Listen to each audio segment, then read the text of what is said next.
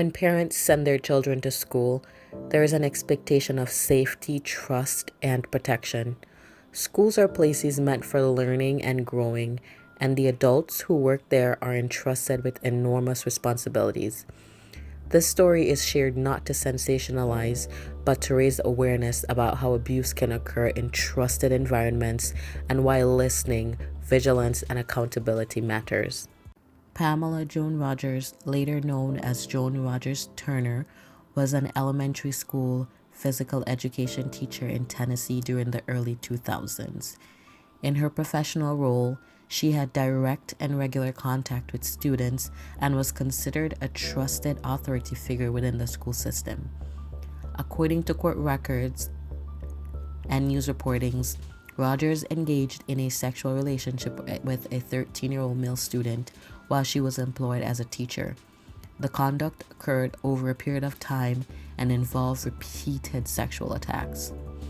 Because of the student's age and Rogers' position of authority, the act constituted statutory rape and sexual battery under Tennessee's law, regardless of any claims about consent. The case came to attention of law enforcement after concerns were raised that prompted an investigation. Authorities conducted interviews and gathered evidence confirming that the sexual relationship occurred while Rogers was actively teaching. The investigation led to her arrest in 2004. In 2005, she pleaded guilty to sexual battery and statutory rape. She received an 8-year suspended sentence. She was placed on probation, and she was required to register as a sex offender. The case drew national attention at the time, in part mainly because of the public debate over sentencing outcomes in cases involving female predators and male victims. Rogers' teaching career ended as a result of the conviction. Her name became widely cited in discussions about educators' sexual misconduct, gender bias in public perception of abuse, and the adequacy of sentencing in statutory rape cases.